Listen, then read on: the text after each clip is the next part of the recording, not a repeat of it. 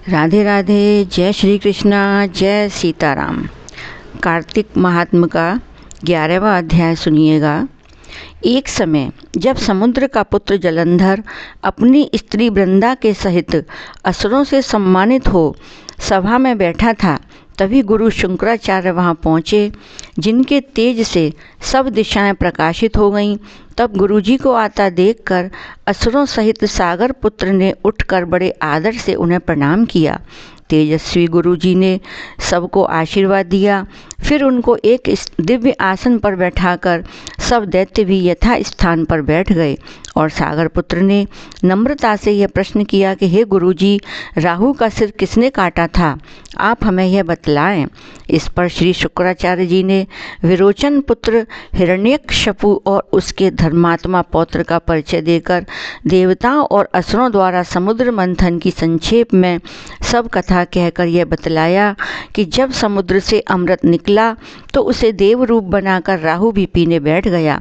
इस पर इंद्र के पक्षपाती भगवान विष्णु ने राहु का सिर काट डाला। यह सुनने के साथ ही जलंधर के नेत्र लाल हो गए। उसने बड़ा क्रोध किया। फिर अपने धस्मर नामक दूत को बुलाकर गुरु का कहा हुआ सब वृत्तांत सुनाया और आज्ञा दी कि तुम शीघ्र ही इंद्रपुरी में जाकर इंद्र को मेरी शरण में लाओ।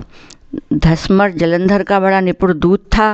वह शीघ्र ही इंद्र की सुधर्मा नामक सभा में जा पहुंचा और उसने जलंधर के शब्दों में कहा कि हे देवताधम, तुमने समुद्र को क्यों मथा और मेरे पिता के सब रत्नों को क्यों ले लिया है? ऐसा करके तुमने अच्छा नहीं किया।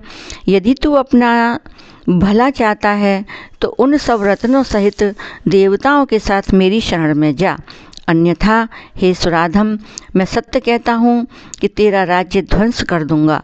इंद्र यह सुनकर बहुत विस्मित हुआ और कहने लगा कि पहले सागर ने मेरे भय से सब पर्वतों को अपनी कुक्षी में क्यों स्थान दिया और मेरे शत्रु दैत्यों की क्यों रक्षा की? इस कारण से मैंने उनके सब रत्न हरण किए हैं। मैं सत्य कहता हूँ कि मेरा द्रोही सुखी नहीं रह सकता। इंद्र की बात सुनकर वह दूत शीघ्र ही जलंधर के पास आया और सब बातें उसे कह सुनाईं, जिन्हें सुनते ही वह दैत्य क्रोध के मारे अपने होठों को काटने लगा और देवताओं को जीतने के लिए उसने उद्योग आरंभ किया। फिर तो सब दिशाओं तथा पाताल से करोड़ों दैत्य उसके पास पहुंच गए। शुंभ निशुंभ सेनापतियों को साथ लेकर जलंधर इंद्र से युद्ध करने लगा। शीघ्र ही इंद्र के नंदन वन में अपनी विशाल सेना उतार दी। वीरों की शंख ध्वनि और घोर गर्जन से इंद्रपुरी गूंज उठी। अमरावती छोड़ देवता उनसे युद्ध करने लगे। भयानक मार काट हुई। दोनों पक्षों के आचार्य अपने अपने मृतकों को जलाने लगे। असुरों के आचार्य गुरु शुक्र अपनी मृत संजीवनी विद्या से और देवगुरु बृहस्पति द्रोणागिरी से औषधि लाकर मुर्दों को जलाते रहे। इस पर जलंधर ने अपने गुरु शुक्राचार्य जी से क्रुद्ध होकर कहा कि मेरे हाथ से मरे हुए देवता जी कैसे जीते हैं? जलाने वाली औषधियों को सब आपके पास ही हैं, फिर यह कैसे संभव है? इस पर श्री शुक्राचार्य जी ने गुरुदेव श्री बृहस्पति जी की द्वारा द्रोणागिरी से औषधि लाकर देवताओं के जलाने की बात कह दी। यह सुनकर जलंधर और भी क्रुद्ध हो गया। श्री शुक्राचार्य जी ने कहा, क्रुद्ध क्यों होते हो? यदि शक्ति है तो द्रोणागिरी पर्वत को उखाड़ कर समुद्र में फेंक दो, तब मेरे कथन की सत्यता प्रमाणित हो जाएगी। इस पर जलंधर क्रुद्ध होकर शीघ्र ही द्रोणागिरी पर्वत के पास जा पहुंचा और अपनी भुजाओं द्वारा उसे जड़ से उखाड़कर समुद्र में फेंक दिया। वह भगवान शंकर का तेज था। इसमें जलंधर की कोई विचित्रता नहीं। पश्चात यह सागर पुत्र युद्ध भूमि में आकर बड़े वेग से देवताओं का संहार करने लगा।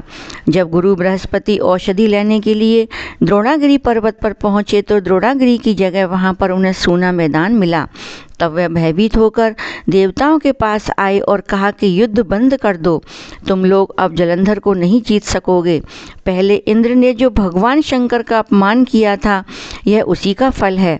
यह सुनकर देवता युद्ध की आशा त्याग अत्यंत ही व्याकुल हो इधर उधर भाग निकले। सिंधु सुत निर्भय होकर अमरावती में प्रविष्ट हो गया। इंद्र आदि सब देवता ने गुफाओं में शरण ली।